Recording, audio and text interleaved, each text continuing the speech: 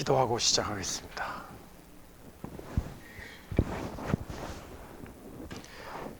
진리의 아버지 하나님, 성령을 보내사 저희의 마음 눈을 밝혀주시고 하나님의 말씀을 깨달아 알게 하시며 이 마지막 때를 깨어있어 준비하는 거룩한 종들이 되게 하여 주옵소서. 예수님의 보혈을 저희들의 마음에 적셔주시고 우리를 깨끗한 셈 앞으로 단장한 주님의 거룩한 종들이 되게 하여 주시옵소서. 이 시간 주님 앞에 저희의 모든 것을 맡겨드리오며 예수님의 이름으로 기도드리옵나이다. 아멘. 하나님의 말씀 누가복음 11장, 12장 두 장을 보도록 하겠습니다.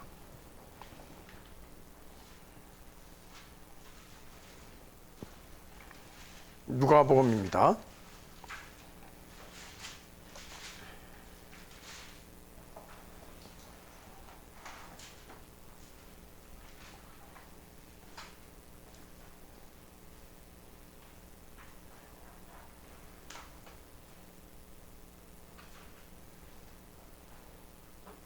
누가복음 11장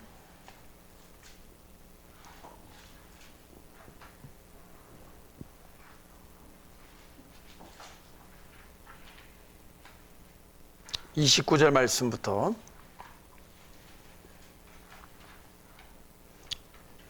말씀부터 32절.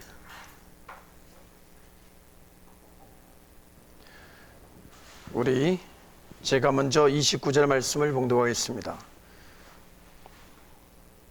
무리가 모였을 때 예수께서 말씀하시되 이 세대는 악한 세대라. 표적을 구하되 요나의 표적밖에는 보일 표적이 없나니. 30절.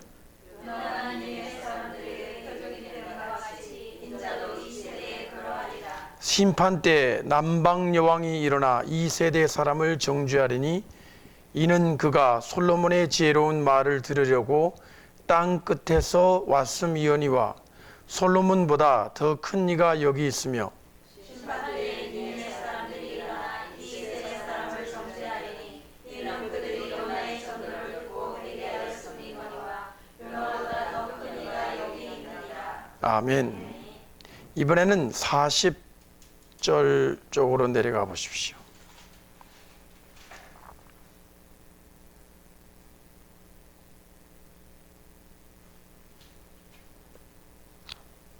(47절) 제가 보겠습니다. 화 있을진저 너희는 선지자들의 무덤을 쌓는도다. 저희를 죽인 자도 너희 조상이로다.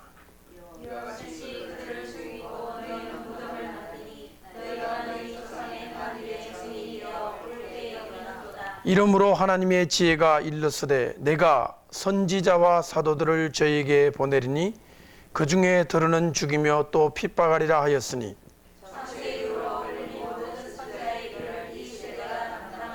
곧 아벨의 피로부터 제단과 성전 사이에서 죽임을 당한 사가랴의 피까지 하리라. 내가 너희에게 이르노니 과연 이 세대가 담당하리라.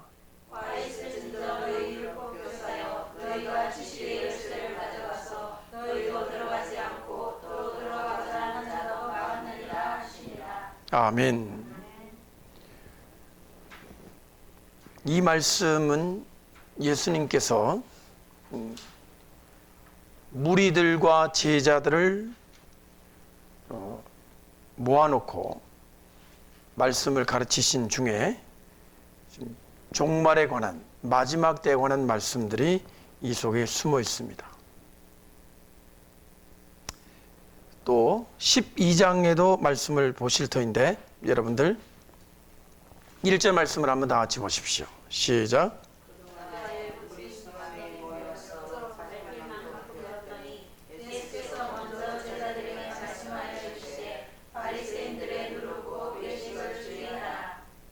이 12장의 말씀에도 무리 수만 명이 등장합니다.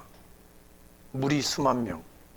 그리고 예수님께서 먼저 누구에게 말씀하여 가라사대라고 되어 있습니까? 제자들에게 말씀하여 가라사대. 무리가 있고 제자들이 있는 것을 보게 됩니다. 자, 그러면서 이제 12장에 보면 마지막 때에 관한 말씀이 기록되어 있습니다.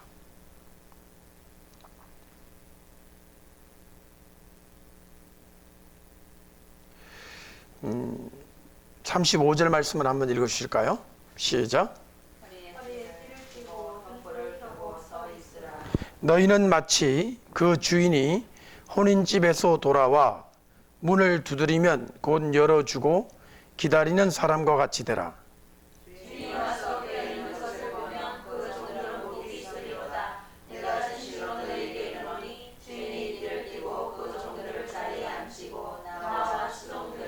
주인이 혹 2경에나 혹 3경에 이르렀어도 종들의 이같이 하는 것을 보면 그 종들은 복이 있으리로다.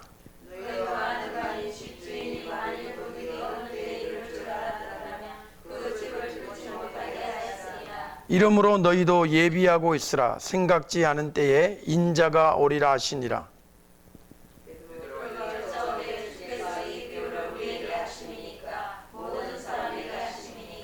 주께서 가라사대 지혜롭고 신실한 청지기가 되어 주인에게 그 집 종들을 맡아 때를 따라 양식을 나눠줄 자가 누구냐?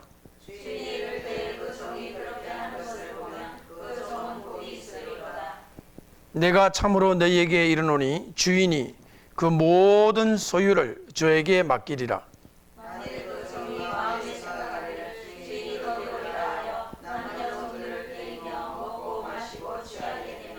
생각지 않은 날 알지 못하는 시간에 이 종의 주인이 이르러 엄히 때리고 신실치 아니한 자의 받는 율에 처하리니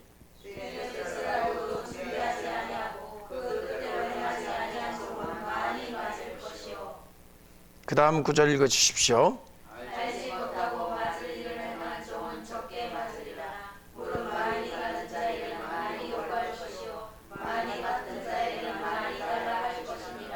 아멘. 방금 읽으신 이 본문이 마지막 때에 관한 본문인 것을 알게 됩니다. 마지막 때. 특별히 누구를 권면하는 말씀일까요? 종들을 권면하는 말씀입니다. 한마디로 말씀하면 이 종들은 깨어 있어라. 잠들지 말아라. 때가 되면 주인이 올 때가 되면 문을 열어서 사람들로 하여금 주인을 영접할 수 있도록 하는 준비하고 있는 청지기가 되라. 그런 말씀인 것을 알게 됩니다. 또한 그 집 사람들을 맡아 때를 따라 양식을 나눠주는 종이 되라. 그렇게 말씀하고 있습니다. 42절에 기록되어 있습니다. 지혜 있고 진실한 청지기가 되어. 그러면 지혜 없고 진실하지 않은 청지기는 그 집 종들을 맡아 때를 따라 양식을 나눠주지 못합니다. 지혜가 없기 때문에, 진실하지도 않기 때문에. 이 말씀은 마지막 때 관한 말씀이에요. 우리가 좀 더 볼까요?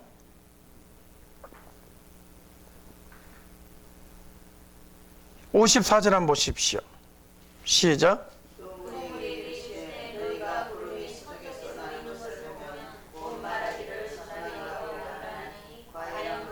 남풍이 불면 불물 보면 말하기를 심히 더우리라 하나니 과연 그러하니라.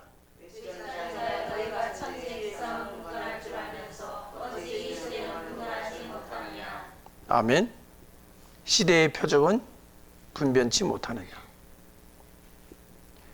여러분들, 이 말씀은 마지막 때에 관한 말씀인 것을 알게 됩니다.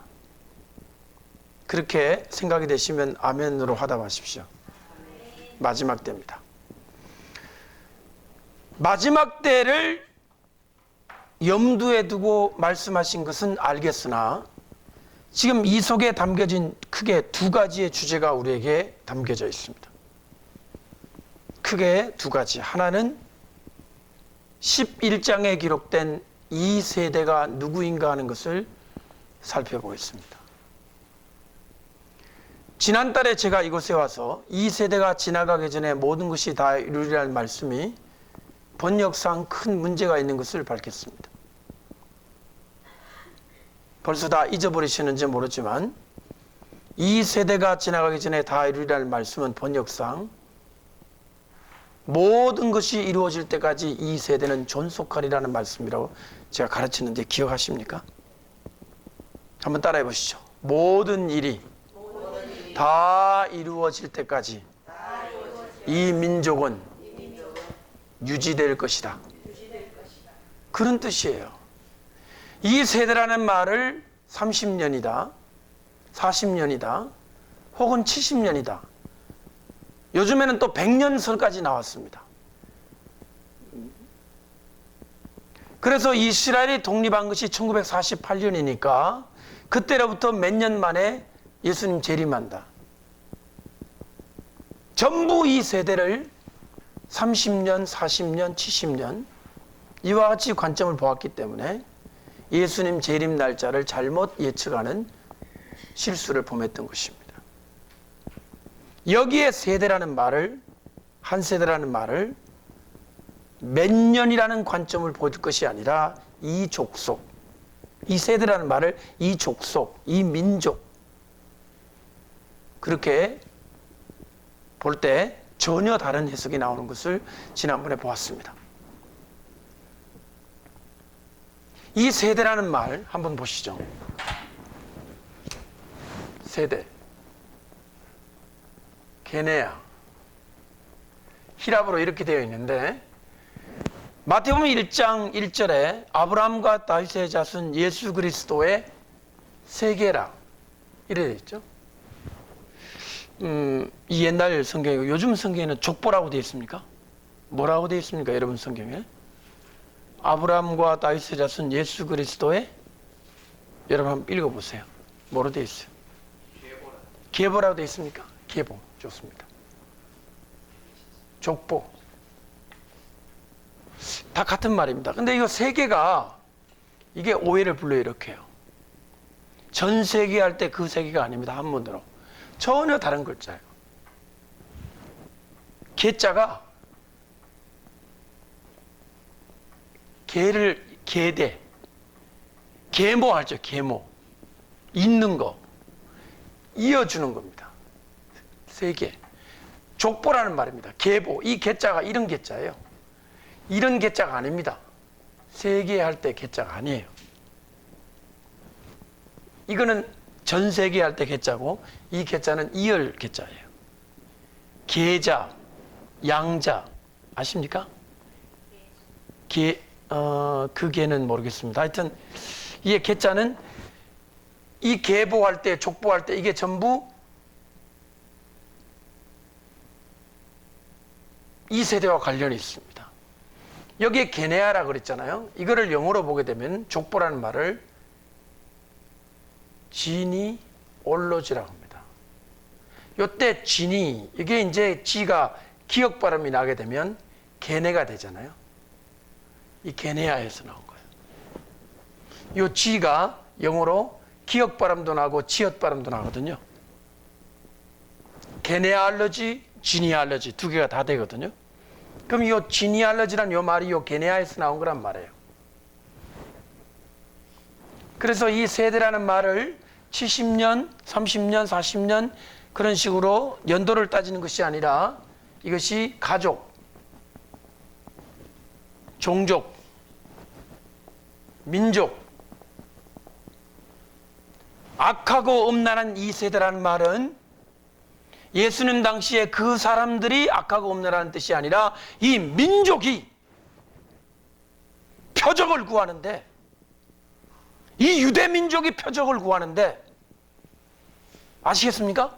예수님 당시에 그 사람들,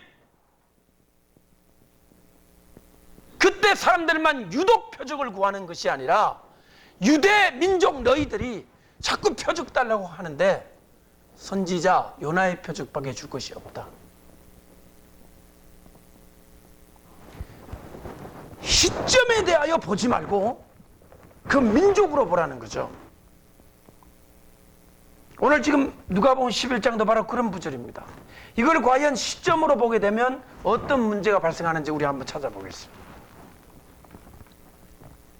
그래서 오늘 이 시간에 먼저 첫 시간에는 세대를 볼 것이고요. 밥을 먹고 난 다음에는 종에 대해서 볼 것이고요. 마지막 이제 식사를 하고 난 다음에 시간에 두 타임을 나눌 텐데 맨 마지막에는 지금 우리 김영주 목사님 지금 선교하러 가시 필리핀에 가 계시는데 이분께서 저한테 특별히 부탁한 질문이 있습니다. 그 질문에 대한 것을 여러분과 같이 공부를 하면서 제가 동영상을 찍어서 올려드리면 그분은 필리핀에서 아마 오늘 이 장면을 보시게 될 것입니다. 그 세 가지 공부를 하겠습니다. 첫째는 세대, 둘째는 종, 마지막 세 번째는 일곱 나팔에 대해서 보겠습니다. 나팔에 대해 질문을 하셨거든요. 예, 오늘 종과 문 오늘 같이 합니다. 예. 사실 이번에 일본에 20일 날 제가 가는데 그 20일 날 갈 때 바로 문에 대해서 제가 일본 열도를 10일 동안 오는 날짜는 비행기를 안 껐습니다. 제가 비행기가 아니라 배를 타고 가는데 오는 날짜는 이제 요청이 있으면 계속 10일은 약 확정이 된 거고 15일까지 혹은 20일까지도 될지 모르겠습니다. 제가 배를 타고 차를 가지고 갑니다. 제가 지금 이 차를 가지고 왔는데 저 차도 참 사연이 있는 차예요.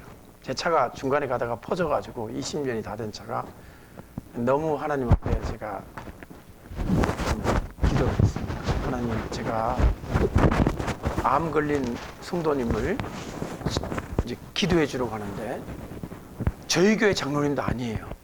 저와 알고 있는 그냥 면식이 있는 장로님을 기도해 주러 가는데 차가 1차선에서 서버린 거예요. 얼마나 무서운지 아시겠어요? 그 뒤에서 받아도 저 하나도 무서움 못 받아요.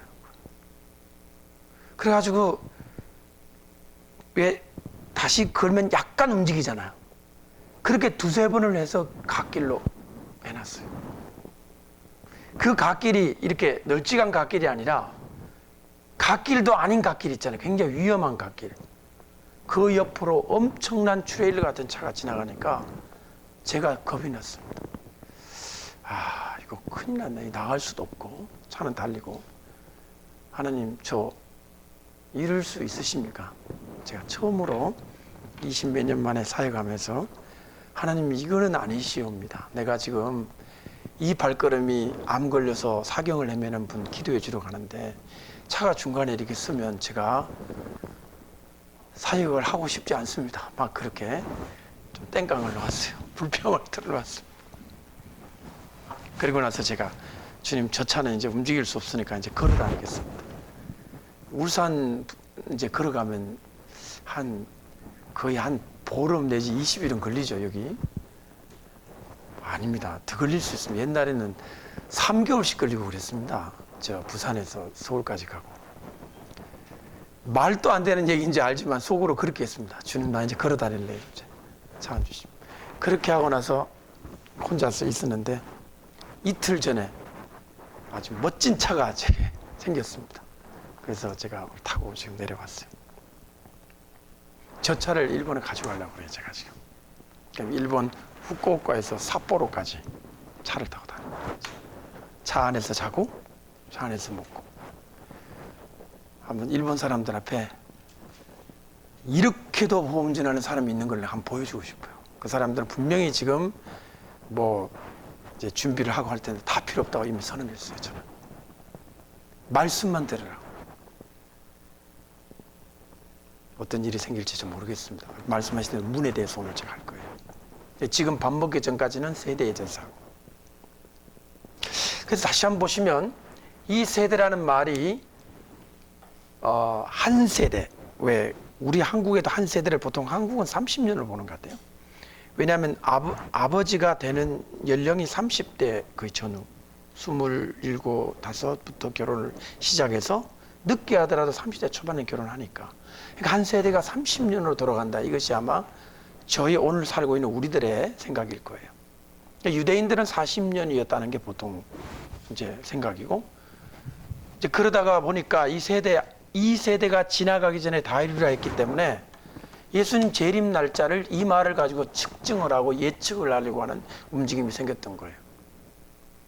근데 그 앞구절에 뭐냐면 무화과 나무가 연하해지고 잎을 내면 여름이 가까운 줄 알라는 말씀 때문에 무화과 나무 잎이 연하해진다는 것이 이스라엘 독립으로 보기 때문에 그때로부터 한 세대를 잡는 거예요. 자꾸. 그 1948년이 이스라엘 독립이니까 그때부터 30년 잡으면 70몇 년, 40년 잡으면은 또 어떻게 됩니까? 88년. 또 70년 잡으면은 저 그런 식으로. 최근에 나온 건 이제 100년설이 나온 거예요. 100년 하면은 이제 2048년이 이제 세상이 끝나는 거다. 이런 식으로 자꾸 측정을 한단 말이에요. 오늘 이 시간에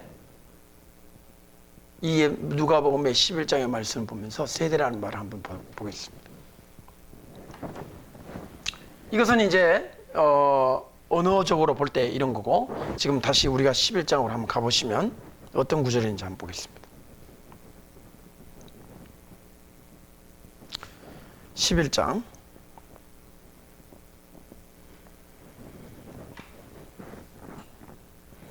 29절, 무리가 모였을 때에 예수께서 말씀하시되 이 세대는 악한 세대라. 여러분들 잘 보세요. 따라해 보십시오. 이 세대는 악한 세대라. 한 번 더, 이 세대는 악한 세대라.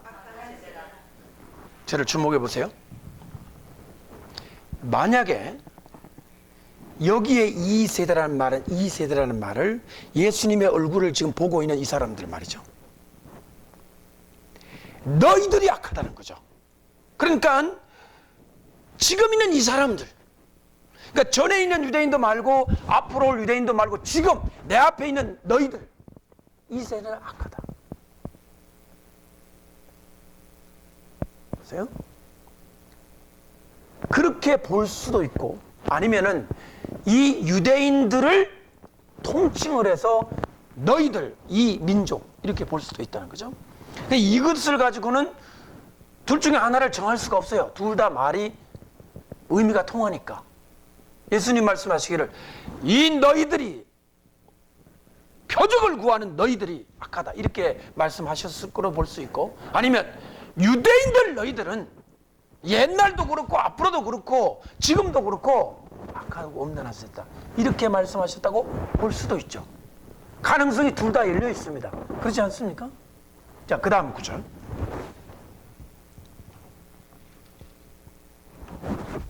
20절, 30절이죠. 읽어보십시오. 시작.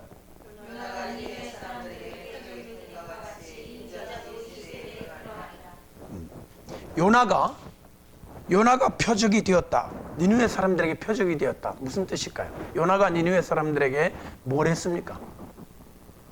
예언을 했죠. 이제 곧 40일 만에 이 니느웨 성이 멸망한다고. 표적이라는 말이 무슨 뜻입니까? 표적. 여러분, 표적이라는 말은 뭐 기적이 일어나는 걸 표적이라고 하지 않습니까? 유대인은 표적을 구하고 헬라인은 지혜를 찾는다. 표적이 무슨 뜻입니까? 표적. 표적이라는 말의 원래 뜻은요, 증거라는 겁니다. 증거, evidence. 왜 범죄를 저지르면 증거품이 나오죠. 저 사람이 하나님의 선지자인지 아닌지를 사람들이 모르는 거예요. 근데 뭐가 나타나면 알 수 있어요? 표적. 그러니까 유대인들은 선지자인지 아닌지, 그 사람의 예언이 맞는지 안 맞는지를 뭐를 보고 알 수 있어요? 표적을 보고 알 수 있어요. 그러니까 유대인들은 굉장히 중요한 것이, 선지자가 나타났다 그러면 그 사람에게서 뭐가 나타나야 돼요? 예, 기적 같은 표적이 나타나야 돼요. 엘리야, 엘리사 보십시오. 가만히 그들의 행동을 보게 되면 그들이 가는 곳마다 뭐가 나타났어요? 이적이 나타났죠. 표적이. 죽은 사람이 살아나고, 그죠? 그런데 예수님도 가만히 보시면 유대인들에게 사역하실 때 주로 뭐를 행하셨어요?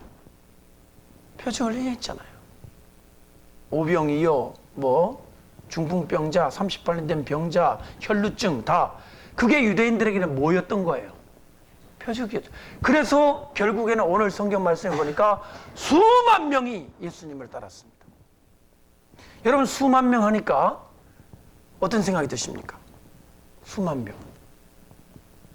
하기야 우리나라는 지금 70만 명 뭐 이렇게 되는 교회도 있고 수만 명 되는 교회가 들어있기 때문에 놀라지 않으실 수 있는데 2000년 전에 수만 명은 어떨까요? 여러분 세계 인구가 2000년 전하고 오늘날하고 세계 인구가 어마어마한 차이가 있겠죠. 지금 65억인데 2000년 전에는 얼마였을까요? 훨씬 적었겠죠. 오늘날의 수만 명으로 생각하면 안 되는 거죠. 예수님 당시의 수만 명이라는 것은 정말 어마어마했던 겁니다. 예수님에게 따라다녔던 이 무리들이 말이죠.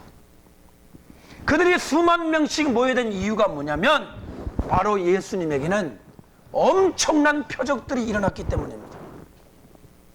그 중에 가장 큰 표적이 제가 볼 때는 바리새인들이 예수님을 죽이기로 결심한 그 결정적인 사건을 계기를 불러일으켜 준 게 나사로 살아난 사건이죠.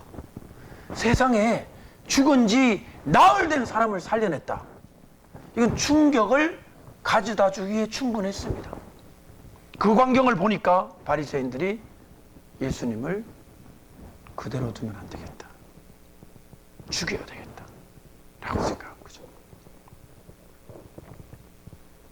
표적이라는 것은 이와 같이 선지자의 예언이나 혹은 선지자 자신이 과연 하나님께로부터 왔다 라고 하는 것을 드러내는 것을 표적이라고 합니다.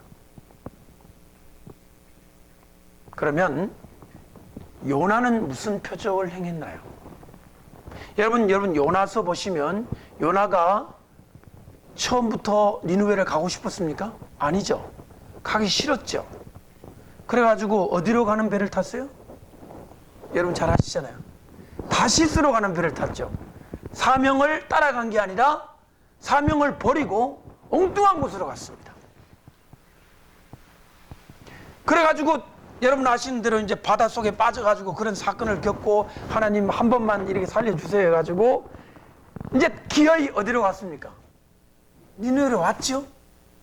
근데 성경을 보면 니느웨로 왔을 때 요나가 매우 성심성의껏 그렇게 전도했어요?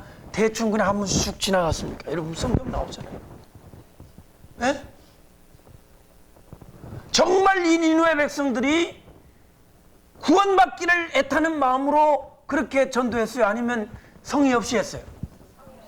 그리고 또 상공대에 올라가가지고 이들이 죽기를 바랬어요? 안 죽기를 바랬어요? 그래가지고 죽는 꼴을 보려고 지금 앉아 있는 거예요. 참 이상합니다. 이런 사람이 선지자 자격이 있나? 어떻게 생각하십니까?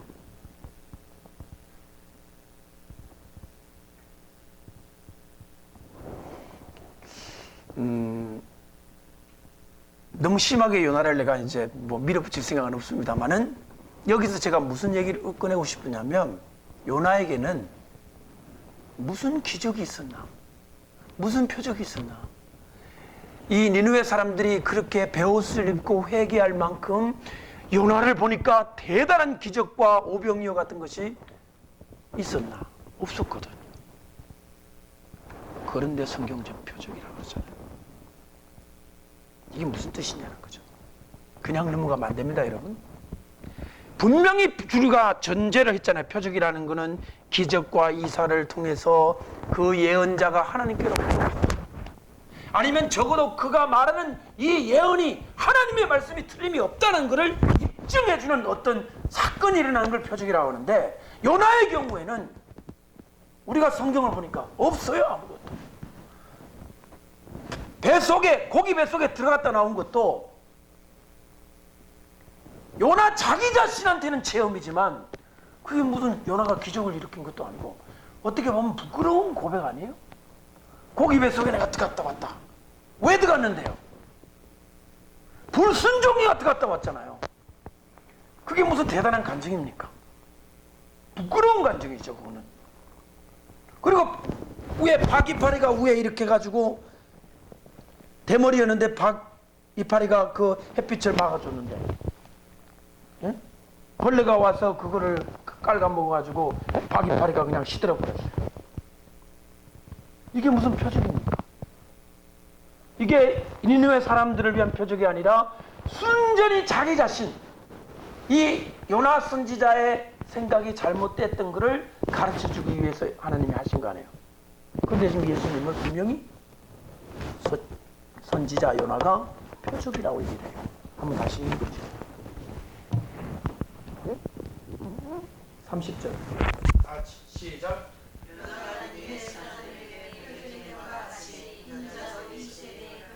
잘 읽어보시면요, 요나가 표적을 행했다고 한 것이 아니에요.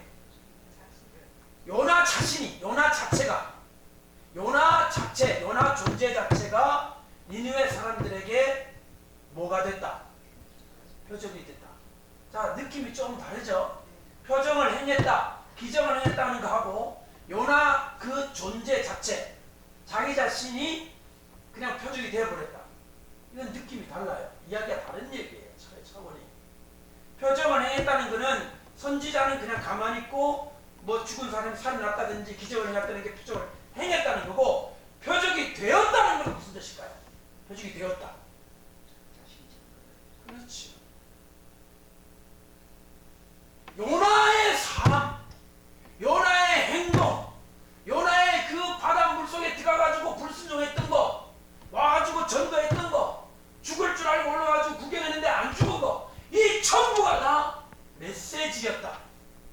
요나가 메시지였다. 그런데 인자도 이 세대에 그러하리라. 예수님도 설교문만 예수님의 메시지가 아니라 예수님의 삶 자체, 그분의 죽음, 그분의 고난, 그분의 눈물, 다 메시지 아닙니까? 여기서 우리는 잠깐 적용할 필요가 있어요.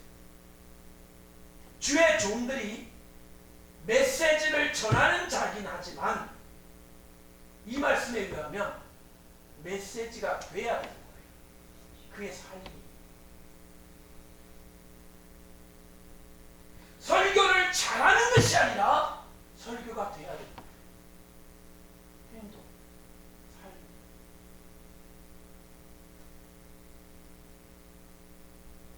설교 몇 마디 하는 것은 말이잖아. 삶으로 설교가 되는 것은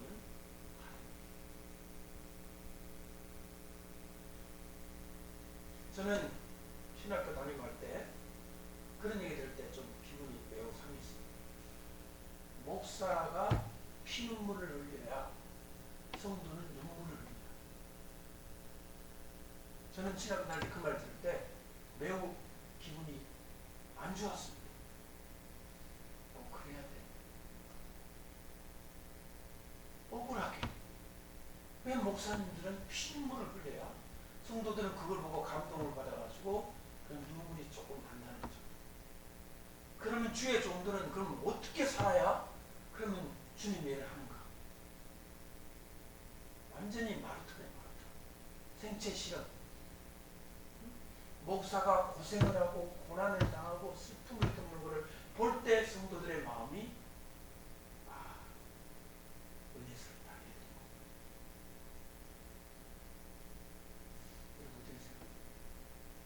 그렇게 나에게 말해준 사람이 누구한테 들은지 기억은 안 나지만 내 머릿속에 박혀있어요. 트라우마가 있어요.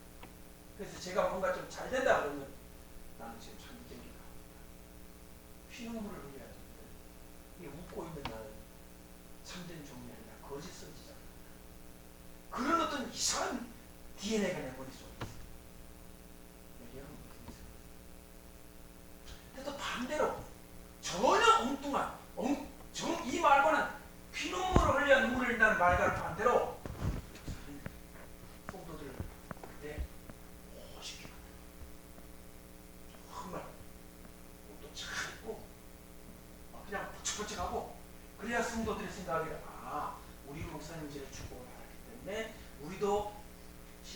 가면 우리도 저 목사님처럼 될 거야. 여러분 이게 어느 게 맞는 길이야?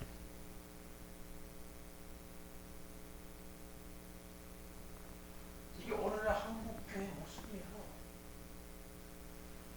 후자도 있어요. 성도들이 희망을 갖게끔 목사님이 멋있게 나타나고 항상 믿고 이러면 성도들이 신앙생활 내가 못하니까 내가 이거 어렵고 저 목사님 봐 얼마나 저렇게 기도 많이 하시니까 저렇게 축복받지 않냐 우리도 저렇게 돼야지 이렇게 교육 효과가 있다. 이게 맞는 거예요? 아니면 목사님은 완전히 예수님 모습으로 그냥 삐쩍 마르시고 그냥 골골하시고 그냥 금식을 밥 먹듯이 하셔가지고 그냥 위장병부터 걸려가지고 이렇게 저를 볼 때 우리 목사님은 정말 훌륭한 참된 종이야. 둘 다 맞는 것 같은 느낌이 들어요. 둘 다 맞아요? 취향대로 하시는 겁니까? 저는 메시지가 되라는 말에 지금 이 말씀 메시지를 전하는 게 입으로 몇 마디 말로 하는 게 아니라 온 몸으로 던지는 선지자의 모습을 예수님 말씀하십니다. 말 없이도 설교할 수 있습니다.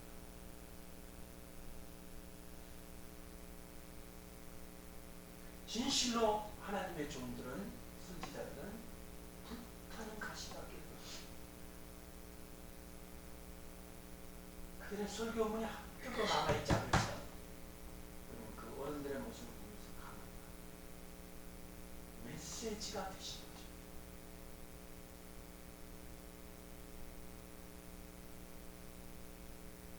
변화가 메시지가 된다. 예수님이 메시지가 되셨습니다. 그렇죠.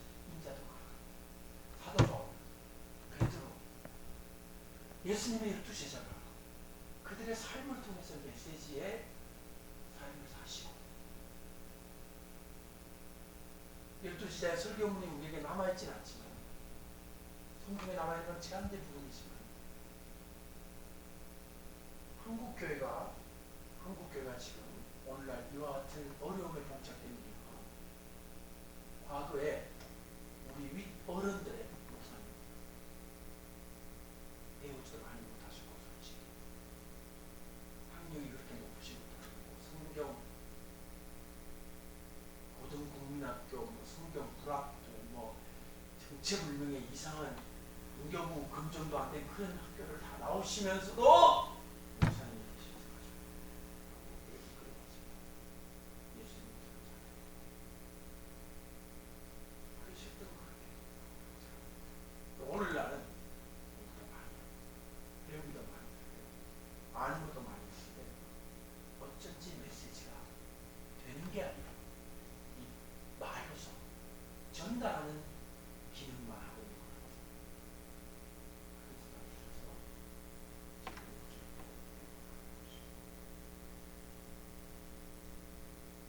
문제가 31절입니다. 31절과 32절 수수께끼 같은 구절이에요. 두 번을 읽어볼 텐데 뜻을 한번 알아보십시오. 30절 31절 시작. 심판대에 남방의 왕이 일어나 이 세대 사람을 정죄하리니 이는 그가 솔로몬의 지혜로운 말을 들으려고 땅 끝에서 왔음이거니와 솔로몬보다 더 큰 이가 여기 있으며 심판대에 니느웨 사람들이 일어나 이 세대 사람을 정죄하리니 이는 그들이 요나의 전도를 듣고 회개하였음이거니와 요나보다 더 큰 이가 여기 있느니라. 자, 31절과 32절 둘 다 공이 때가 나와 있어요. 이 구절 때문에 이 때라는 말 때문에 저는 세대라는 말이 어떤 뜻인지 좀 더 깊이 알 수 있게 됩니다. 때에. 자, 어느 때라고 되어 있어요? 심판 때. 한번 써보십시오. 심판 때. 심판 때 누가 올라옵니까? 남방 여왕이 원래 이게 시바의 여왕을 이디오피아에서 올라온 시바의 여왕을 말하는 거죠. 남방 여왕이 심판 때 남방 여왕이 일어나 어떻게 하는가 읽어주세요. 누구를 정죄해요? 2세대 사람. 2세대의 사람들을 뭐예요? 정죄합니다. 그 다음에 여기 여기 2절이고 맞습니까? 여기 31절이에요? 31절. 그럼 32절은 뭐라고 되어 있냐면 또 무슨 때? 심판 때에 이번에는 누가 나옵니까? 니느웨 사람들. 니느웨 사람들이 또 누구를 정죄해요? 2세대 사람.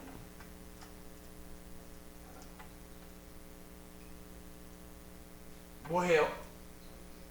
정죄라고 되어 있어요? 자, 한번 보십시오.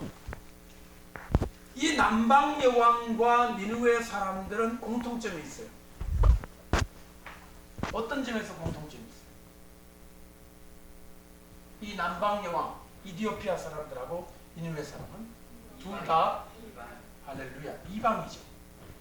요 사람들은 이방 사람들이 아니죠. 이 사람들은 하나님이 없이 우상을 숭배하고 선지자와 율법과 성경이 없이 세상의 신들 앞에 복종하고 살아가는 흑암의 땅에 살고 있는 사람들. 여기에는 이 둘만 예를 들었지 사실은 동쪽에 있는 한국, 북쪽에 있는 러시아, 열방이 여기 다 포함되는 거예요. 그래서 딱 둘만 예를 들었을 뿐이에요. 이들이 일어난다는 거예요. 이들이 일어난다. 예수님은 장차 이방 사람들이 하나님의 품으로 올 걸 알고 계셨어요. 예수님. 이사야서나 시편 같은 거 보십시오. 민족들이여 주를 찬송케 하소서. 분명히 여호와 하나님을 섬기는 신앙이 이스라엘 땅 지경을 벗어날 것을 알고 있었어요. 성령의 감동으로. 예수님도 알고 계신 거예요. 문제가 되는 게 이겁니다. 어느 때냐는 거예요. 신앙. 종말, 엔타임, 마지막 때. 마지막 때가 되면 이방 사람들이 왜 일어나느냐? 사도행전 1장 8절에 복음이 어떻게 전해집니까?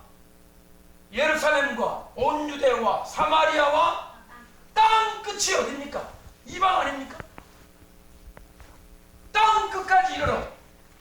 그리고 예수님 말씀하신 예루살렘 멸망에 관한 말씀을 거기에 보게 되면 이방인의 충만한 수가 차기까지 예루살렘은 이방인에게 밟히리라. 이방인의 충만한 수가 들어온다는 겁니다. 언제? 심판대가 되면. 지금 전 세계에 예수님을 믿는 이 복음이 안 전해진 곳이 어디 있습니까? 지금 다 전해졌습니다. 2000년 전 예수님의 예언대로, 사도 바울의 그 말씀대로, 시편과 예언서에서 말한 그 말씀대로 열방이 주께로 지금 다 돌아오고 있습니다.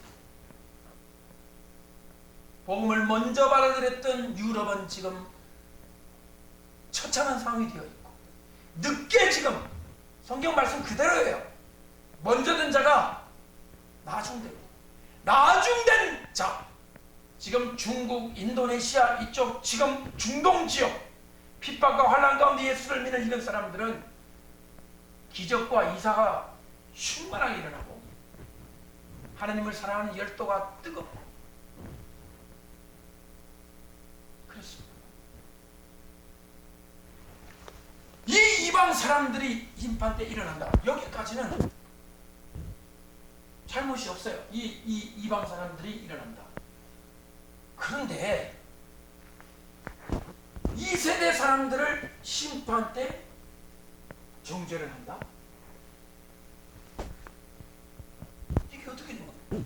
그럼 이 세대 사람들이 심판 때까지 안 죽고 살아있다는 겁니까? 어떻게 그럴 수 있습니까? 이 세대 사람들이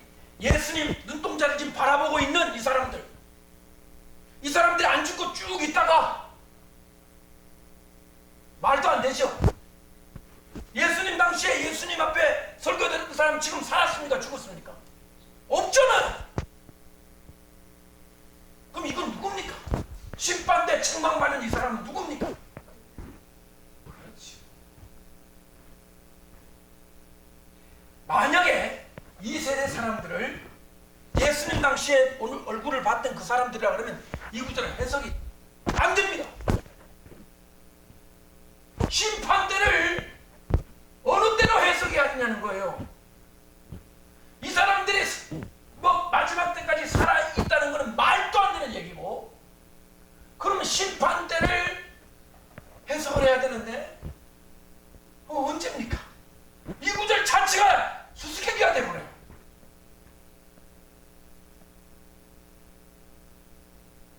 여기에 이 사람들을, 이 세대를 이와 같이 민족으로 보게 되면 어떤 뜻이 되느냐?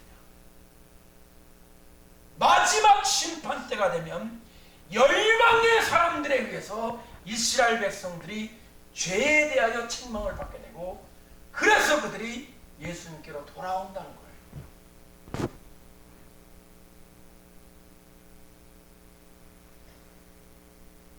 이들은 유대민족. 그런데 요게 이제 31절과 2절의 부분인데, 40절 아까 그 부분을 넘어가게 되면 정말 좀 더 심각한 이야기가 나오게 됩니다. 보시죠.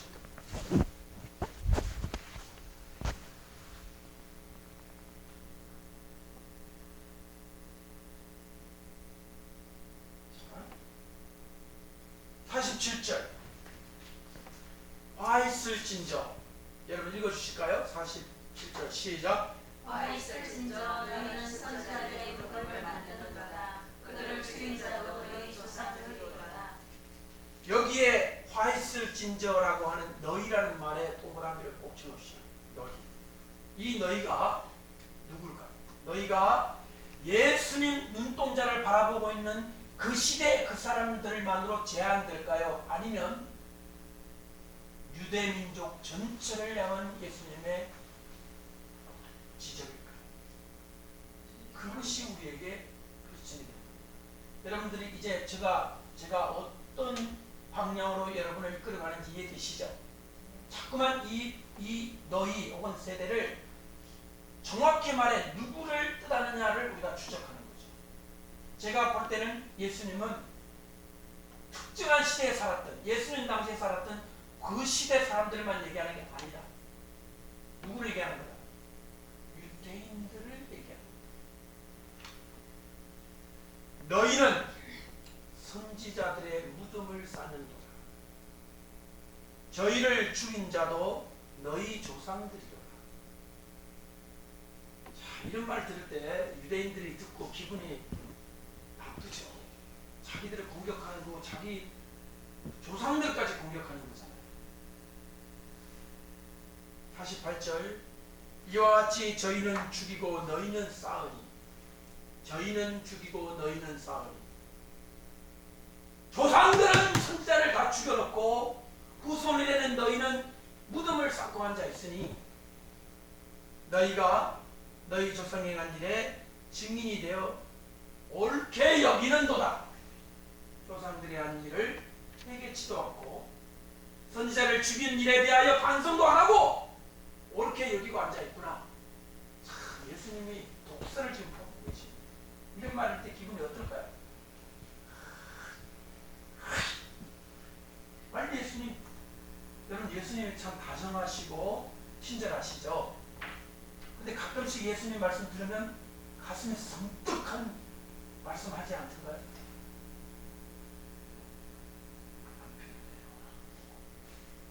한마디로 그냥 이 여자가 고전까지는요 성경 지식 막 자랑합니다.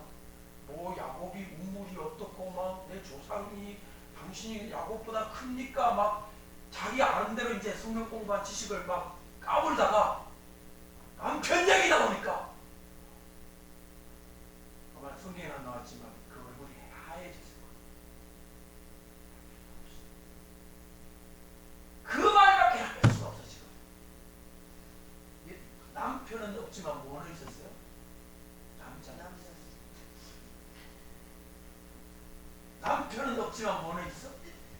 남자는 있어. 그러면 여자가 처음부터 예수님 남편은 없지만 남자는 있습니다라고 이실직고를 해야 되는데 그렇게 말할 수 있는 배짱과 용기를 가진 사람이 이 사람이 얼마나 되겠어요.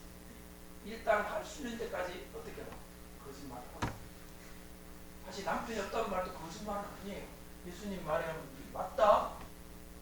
남편 없는 거 맞다. 지금까지 5시 있었어요. 지금 저는 예수님의 이 말씀 볼 때 좀 잔인하시더라고요. 이 여자의 아픈 부분을 이렇게 그냥 확 그냥 속에 있는 걸 그냥 심장을 끄집어내듯이 꼭 이렇게 하셔야 되나 싶은데 이 여자를 다시는 거짓말을 못하고 별명 못하고 무릎을 꿇으신 주님 그 말씀 그야말로 그때 충격 쇠망치고 얻은 만큼 마지막 주여 내가 선지자를 우리 주님들에게 이런 말씀을 했습니다.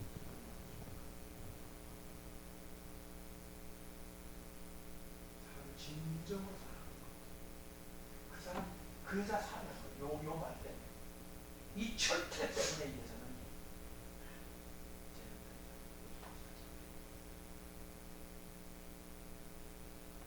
여기 요즘 현대인들 뺀질거리잖아요.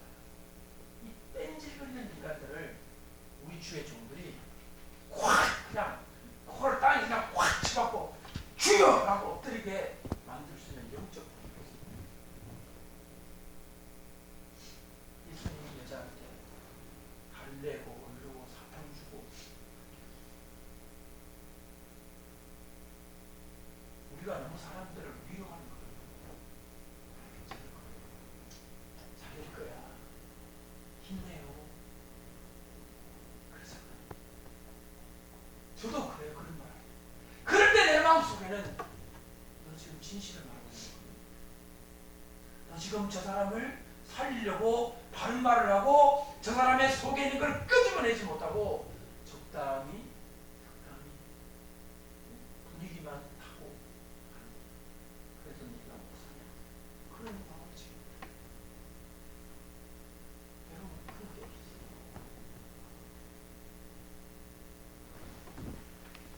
저는 예수님은 무조건 솜사탕 같이 부드럽다는 사람을 믿어요.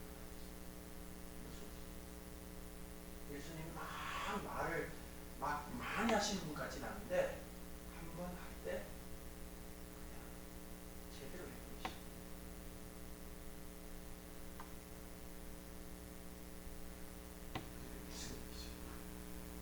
저는 예수님의 이 말씀하시는 분위기와 성격을 보거든요. 예수님은 절대로 그냥 부드럽게만 하십니다. 너희 죄송해요. 선지자를 추궁하라. 너희가 지금 반성도 하라. 저는 이 말 들을 때 이 들었던 자기 조상들에 대한 자부심, 자기가 바리새인이라고 하는 그런 어떤 긍지 완전히 그냥 산산조각 내버렸습니다.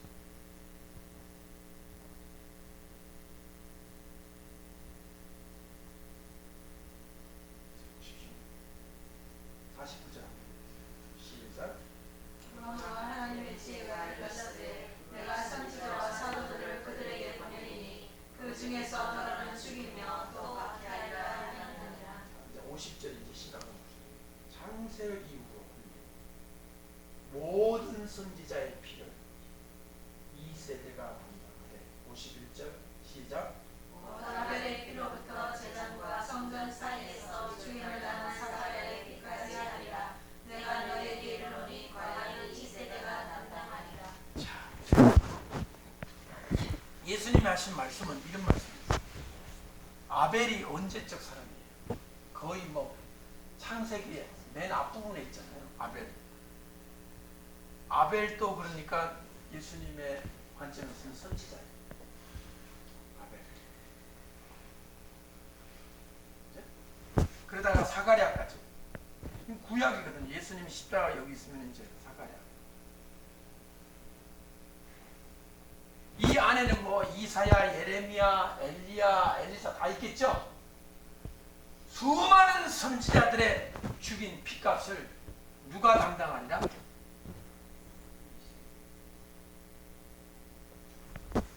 잘하세요? 자, 이 대목에서는 우리가 어떤 생각을 하게 되냐면 예수님이 지금 십자가에 달리시는 바로 이제 앞에 놓고 말씀을 하고 계시잖아요. 지금 이 부분은. 그러면 예수님의 말씀이 혹시 이럴 것 같다. 이 구약 시대 전체의 선지자를 죽인 이 피값, 이 죄를 누가 받느냐? 예수님 살아생전에 있었던 이 유대인들이 받을 것이고, 이 유대인들이 바로 AD 70년에 예루살렘 멸망 때 다 벌을 받을 거다. 이렇게 보는 것이 자연스럽다. 다시 말하면 여기 이 세대라는 말을 이때 예수님 당시의 유대인으로 보게 됩니다. 뭐 때문에? 이것 때문에. 아벨과 사라는 분명히 구약의 그 한 시기를 예수님은 설정해 놓고 계세요. 그러니 이 세대라는 것은 구약 시대 때 주님의 선자를 핍박하고 죽이고 그랬으니까 너네 놈들이 이 다 벌을 받을 거야. 그리고 이제 학자들이 해석하기를 그 벌이 언제 집행되느냐? AD 70년 예루살렘 멸망 때 다 집행될 거다. 그렇게 해석합니다. 그런데 그러면 제가 지금까지 바라본 거 있죠. 이 세대는 이 시대 사람이 아니라 유대 민족을 뜻한다고 하는 것은 이 경우는 맞지 않지 않습니까? 라고 하는 질문이 제가 지금 여러분의 무슨 얘기인지 감이 오십니까? 이해되죠? 예수님이 이 시기를 제안하시기 때문에 이 세대라는 말이 예수님 당시의 사람도 보입니다. 그렇게 해석할 때 좀 더 자연스럽겠다. 무리가 없겠다. 그리고 그들이 벌받은 게 AD 70.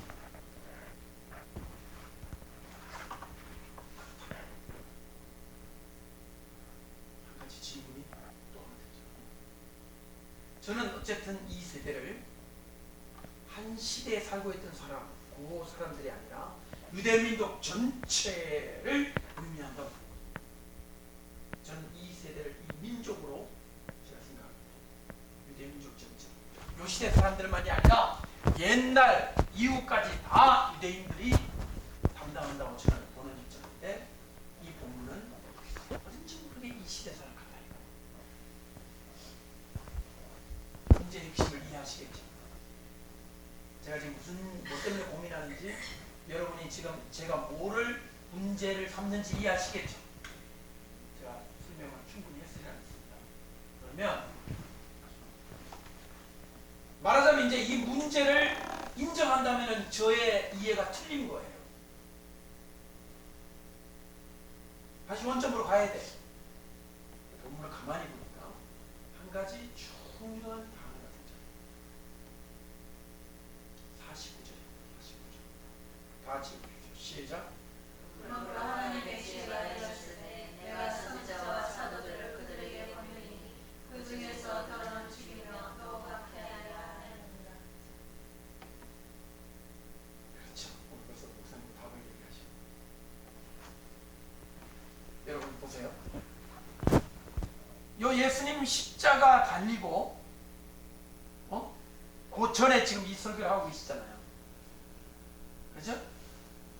여기에 예수님 뭐라고 말씀하시면 너희들이, 예수님은 너희들, 이 세대를 향해서 너희들이 사도와 선지자와 사도를, 순서를 그렇게 돼 있죠. 선지자와 사도라고 돼 있죠.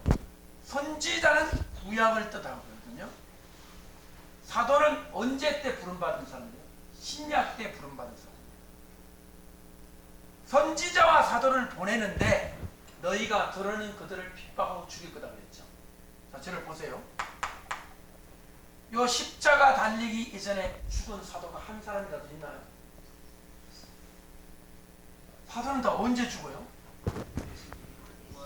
그리고 부활 이후에다가 예루살렘 멸망도 한참 이후에다가 이들이 예수님 말씀 순종하느라고 예루살렘에서 다 안 죽었어요. 다 세상에 나가 죽었어요. 그죠? 야고보 같은 사람은 죽죠. 이스라엘 땅에 죽죠. 그죠? 그런데 결국에는 훨씬 이후에 사도들이 죽임을 당합니다.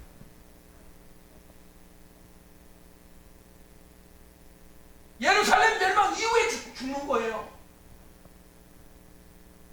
그럼 이 사도 죽인 사람의 피값은 누가 받습니까? 이거 다 죽어버립니다.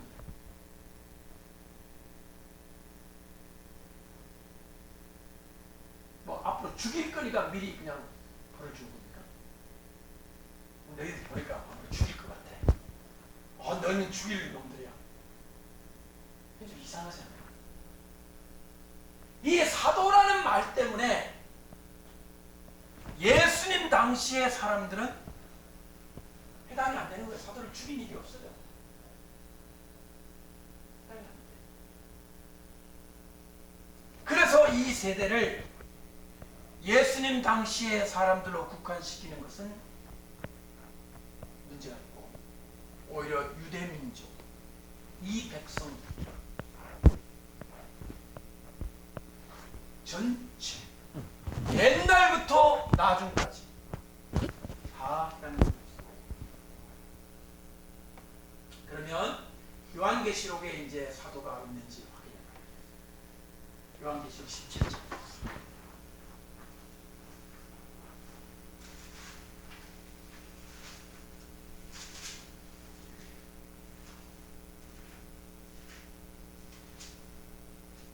우선 요한계시록 17장 6절 말씀 나오시죠. 6절 시작. 성도들의 피와 예수의 주민들의 피에 취한지라. 그가 그 여자를 보고 놀랍게 여기고 흑연에 놀랍게 여기니. 이 여자가 누굴까요? 음녀 바벨론이에요. 이 여자는 음녀 바벨론. 음녀 바벨론은 앞으로 출현할 거 아니에요. 적그리스도하고 야합해서. 근데 이 음녀 바벨론이 무슨 짓을 하느냐? 성도들의 피하고 예수의 증인들의 피에 취해요.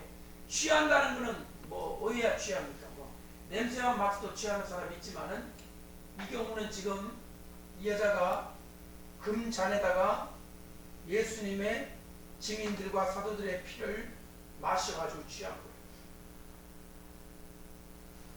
이 말의 뜻은 뭘까요? 바벨론이 성도를 죽일 거다. 또 누구를 죽일 거다? 예수의 증인들을 죽일 거다. 아니 뭐 휴거 다 해버렸는데 왜 죽임 당하죠? 휴거 당했는데 여기에 성도들하고 예수의 증인들은 휴거 당할 수 없는 찌끄레기 같은 성도들이 이제 죽임을 당한 거예요. 저는 휴거스를 믿지 않습니다. 혹시 가운데 휴거스를 믿는 분이 계시는지 모르겠지만 저는 휴거스를 안 믿습니다. 휴거스는 거짓이라고 생각하는 사람이죠. 성도들과 예수의 증인들이 순교를 당해가면서 환난을 승리하는 게 맞지 그 전에 올라가는 게 아니에요.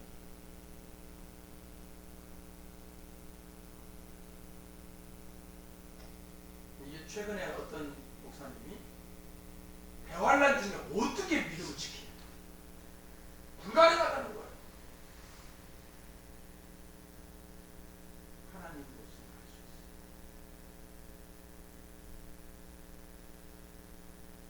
그러니까 대환란은 마귀만 센 게 아니에요. 하나님도 매우 세시다. 기적입니다. 인류 역사상 성경에 나와 있는 모든 기사와 이적들이 그때는 터지지 않을 수가 없어요. 그게 없으면 모릅니다. 그러니까 예수님을 믿는 성도들의 그 믿음의 그 기가 막힌 하나님의 역사를 체험하는 거죠.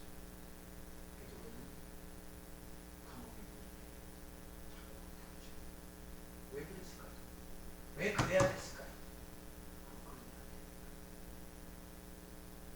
여러분, 기적이라는 게 아무 때나 나는 게 아니라 하나님이 아니면 방법이 없을 때 그때 누가 기적. 이 마지막 때가 기적 충만할 것입니다. 적그리스도가 강하니까 아무도 못 이긴다라고 할 게 아니라 적그리스도가 강한 것처럼 하나님은 더 강하신 자가 되어서 성도들에게 믿음과 용기와 기적과 의사를 통해서 승리하게 하시죠. 그렇게 가르쳐야지. 어떻게 이기냐? 휴거 안 하면 다 배도한다. 그럼 이건 누구예요? 믿음이 연약한 자들이 남아있다가 이렇게 죽었다. 보세요. 한 번 더 보시죠. 14절. 다 지켜보시죠. 14절. 시작. 어린 양을 그 성삼위와 어린 양을 만지해 주시어 만왕의 계심으로 그들의 이실을 하여 그와 함께 있는 자들 곧 부르심을 받고 택하심을 받은 진실한 자들도 이기리라. 어떡하리라? 어떡하리라?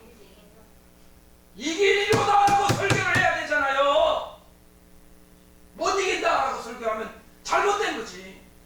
성경에 없는 거를 얘기하는 거지. 이기리로다. 이기리로다. 그렇게 돼 있잖아요. 환란이 너무 무서우니까 못 이길 것이다 라고 성경에 기록되어 있냐고요. 한글밖에 지금 볼 수 있는 거 아니에요 이게? 이기리로다. 어린 양은 만왕의 왕이요 만주의 주심으로 이기실 터이요 그와 함께 있는 자들도 이길 거다. 예수님 때문에 이기는 겁니다. 누구? 부르심을 입고 빼내심을 입고 진실한 자. 여러분, 이 사람들이 휴거 못 당해가지고 찌끄러지 같은 성도라고 보이십니까? 아닙니다. 너무너무 훌륭한 분들로 보여요. 저는 성경이 인정한 자들이에요. 거룩한 성도 아닙니까 이분들이? 휴거 못하고 이 땅에 남아있는 사람들이 라고 보기는 어렵다는 거죠.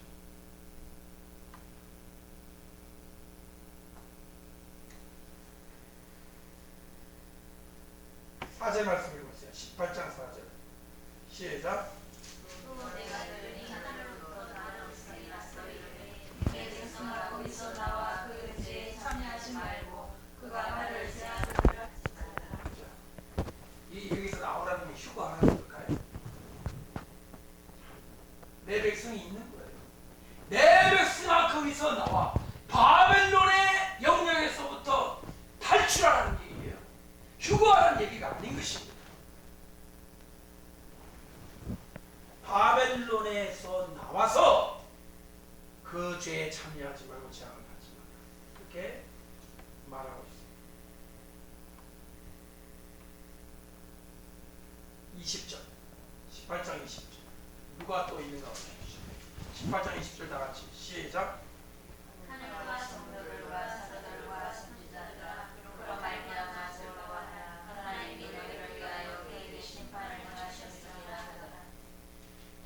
여기에 말씀하시는 이 사람들의 그 명칭들이 주목받아요. 성도들, 사도들, 선지자들. 여기에도 지금 사도와 선지자들이 나오죠? 성경에. 성도들과 사도들과 선지자들아 그를 인하여 즐거워하라. 여기 그를 인하여 즐거워하라. 그를 인하여라는 말의 뜻이 뭡니까? 뭐 때문에 뭐를 즐거워하라는 것일까요? 이것은 앞에 20절 앞에 나와 있는 바벨론의 멸망을 가르칩니다.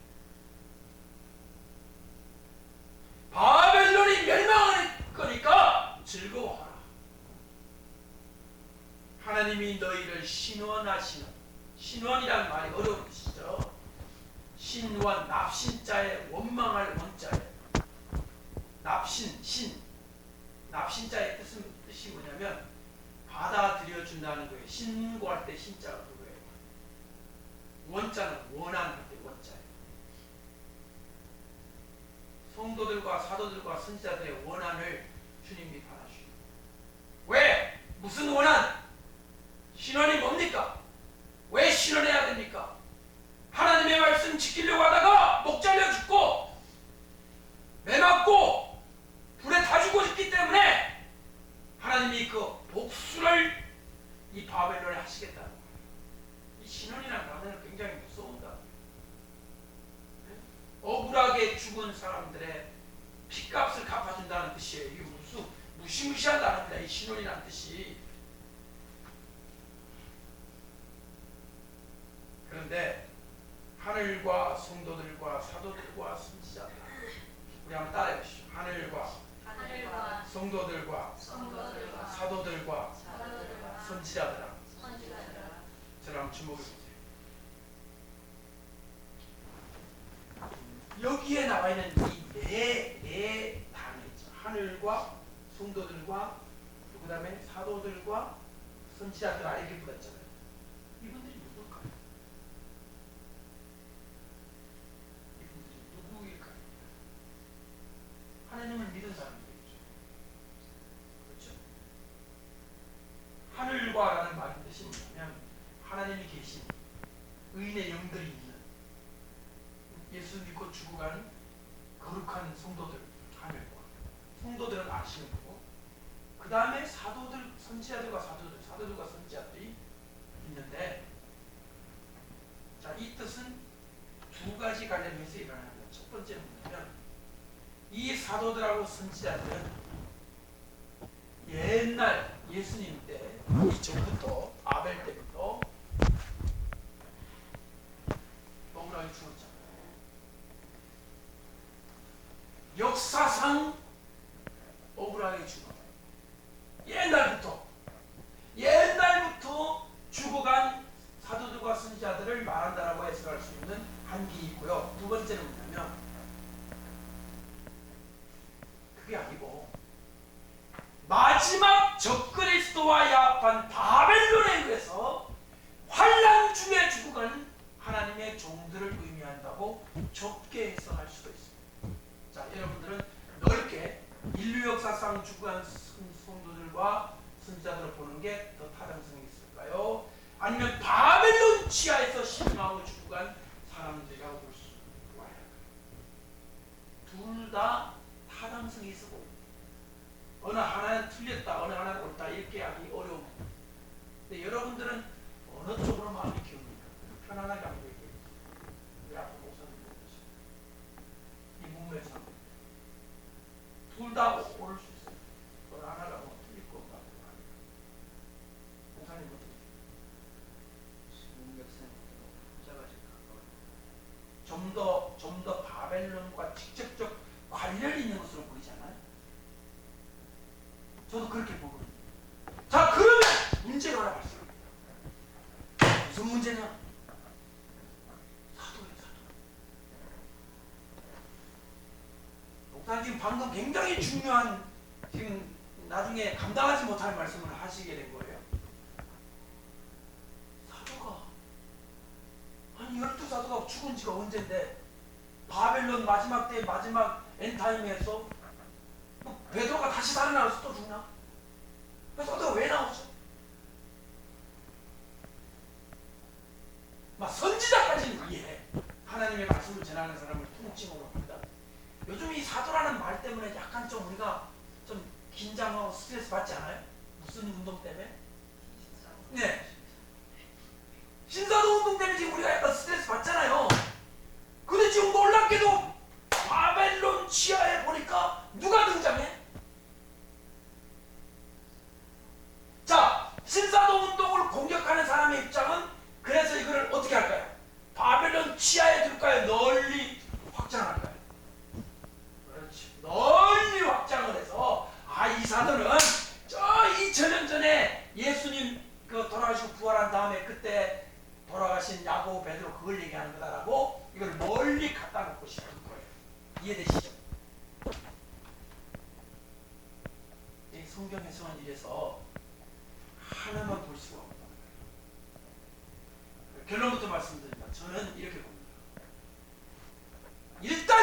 이거는 바벨론 치하에 있는 사건이 맞습니다. 제가 보기에 양심적으로. 그럼 사도라는 말을 어떻게 했어요? 박사냐? 보십시오. 사도라는 말의 원래의 원어의 뜻은 부르심을 받은 자예요.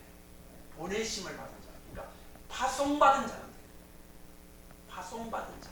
아포스톨로스라는 말은 대문자로 딱 쓰게 되면 12사도밖에 없어요. 사도 바울하고. 사도 바울 하도 나도 사도라고 했기 때문에 붙여줘야 돼. 계속 그럴 겁니다. 붙여줘. 그 외에는 없어요. 요즘 뭐 피터 와그너가 뭐 임명장 주고 막 사도 임명장 주고 한국에서 그거 받아온 사람 있고 다 가짜예요. 저는 안 믿어요. 저는 신사도 운동 배격합니다. 아주 단순해요. 너무 오해의 소지가 많아요. 피터 와그너가 지가 뭔데 사도 임명장을 주냐고. 자기 예수님이 그건 틀렸어요. 나 따를 수 없어. 근데 제가 뭘 인정하냐면 사도적 기능을 인정합니다. 기능. 자, 잘 들어보세요. 사도님이라고 부른다든지 사도라고 명함에 써가지고 댕긴다든지 이거는 안 돼요. 그렇지만 목사이되 그야 하는 사역에 보면 사도와 같은 일을 하는 사람이 바벨론 지하에서는 일어납니다. 그럼 사도가 어떤 기능을 하는지, 여러분 예수님의 12지자가 어떤 기능을 하는지 나오잖아요. 그들은 한 지역교회의 지도자가 아닙니다.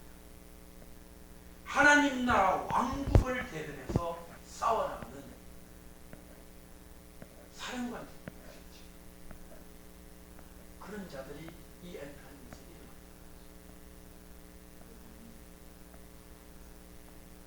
그렇죠. 두 증인은 성경에 선지자로 표현되어 있는데 사도적 기능을 해서 이분의 초점은 뭐 울산 야음동에서 상가라든가 교회 하나 얻어가지고 개척을 해서 받은 사람 불러가지고 이런 개념이 아니에요. 아무 거기에 부르심, 이 사람의 부르심은 성도도 없을 수도 있어. 사도하고 자기 둘이밖에 없을 수도 있어. 그러나 그의 영향이 세계를 미치지. 부르심이다. 그래서 저는 에베소서에 왜 오중직이 나오죠. 하나님이 교회 중에 몇을 세우셨으니 사도와 선지자와 복음 전하는 자와 목사와 교사. 저 그거 인정하는데 12사도와 같은 사도는 끝난 거죠. 더 이상 없어요. 그러나 하나님이 역사의 구비구비에 하나님이 부르신 사도와 같은 큰 영향력을 통해서 교회들을 깨운다든지 교회의 물줄기 이거를 잡는다든지 하는 그런 역할을 하는 분들은 있었다. 또 선지자는 늘 제가 가르칠 때 선지자는 영적인 대신 깨우침, 교회들을 일깨우고 회개하게 하는 엘리야와 엘리사와 같은 그런 기능을 하는, 마치 한국교회 초기에 부흥 강사와 같은 그런 분들이 있었죠. 지금 선지자가 없죠.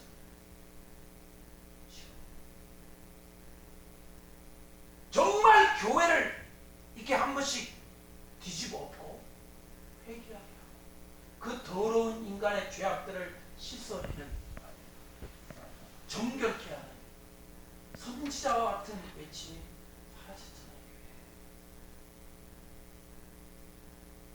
한인 목사님이 초대를 할 때 그분한테 뭐라고 주문하느냐? 우리 교인들 복받게 달라는 거예요. 첫 시간에 이분이 딱 와가지고 이 교회 죄를 고백했다고 바로 그 다음날 새벽 기도부터 벌써 가고 있어요. 목사님 우리 코드가 1년에 한 번씩 뒤지고 엎어도 우리가 타락하기 쉬운 게 있는데 언제 우리가 그러니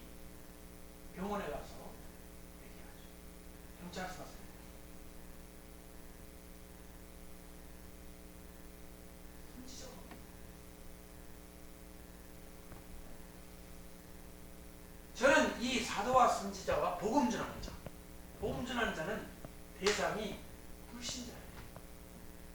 불신자에게 예수를 전해서 믿게 만드는 탁월한 능력을 가지고 있는 것이죠. 이런 분들은 목사하고 교사와 같이 한번 임직을 받으면 그대로 가는 것이 아니라 어떤 기간 동안 쓰임을 받는 거예요. 저는 그렇게 생각합니다.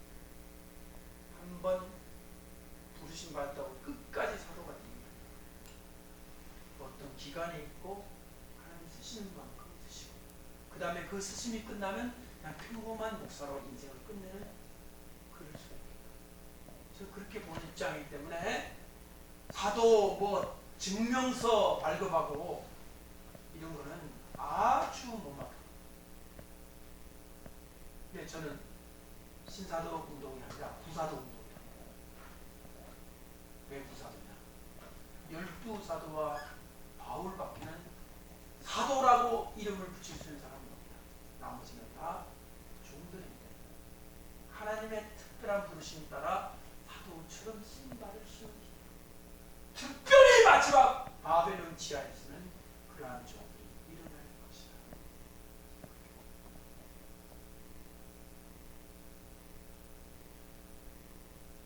마지막입니다. 18절 마지막 24절 같이 시작.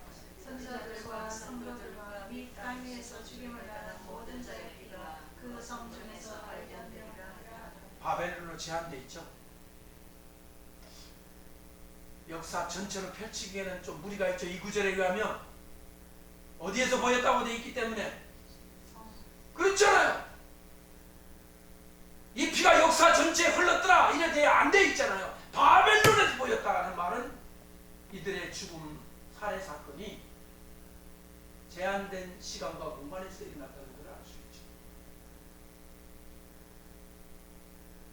여러분 제가 성경을 해석할 때 성경 전체에 무리 없이 억지로 풀지 말고 문맥에 따라 해석하다 보면 하나님의 뜻이 밝아집니다. 저는 그렇게 믿습니다. 저는 성경을 신뢰해요. 저는 제 자신의 이성과 판단력을 신뢰하는 게 아니라 성경을 신뢰해요.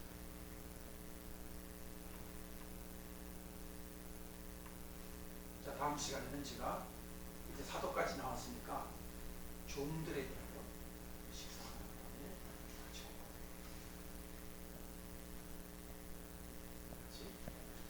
감사드립니다. 감사합니다. 맛있는 식사를 하도록